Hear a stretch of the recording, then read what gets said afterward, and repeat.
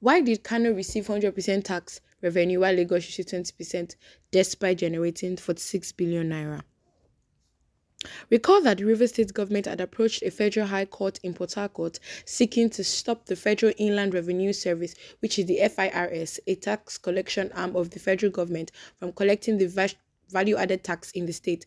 In its ruling, the High Court granted Rivers State and the right to collect value-added tax revenue, effectively dissolving the federal government's power to collect value-added tax in the state. In reaction to this court ruling in Port Harcourt, the Lagos State government quickly passed its own bill seeking to control the collection of the value-added tax in the state. Many northern states have expressed displeasure at the move by the Rivers and Lagos State government to control value-added tax collection in their state. However, Governor Nyesom Wike did not just approach a federal high court without explaining his reason.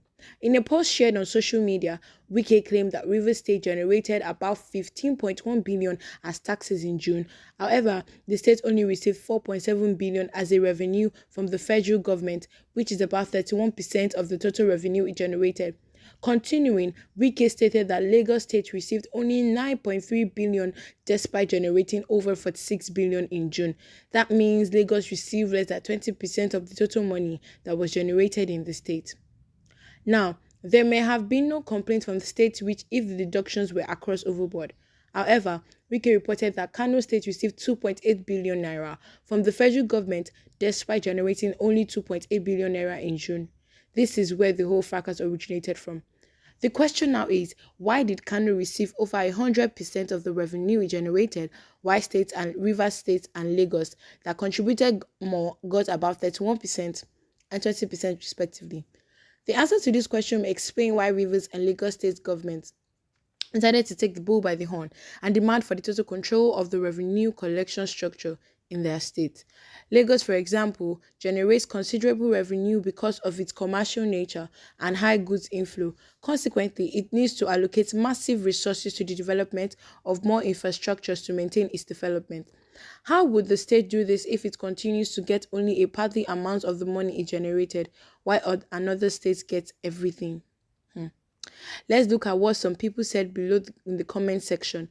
Justice, equity, and the truth will always stand the test of time.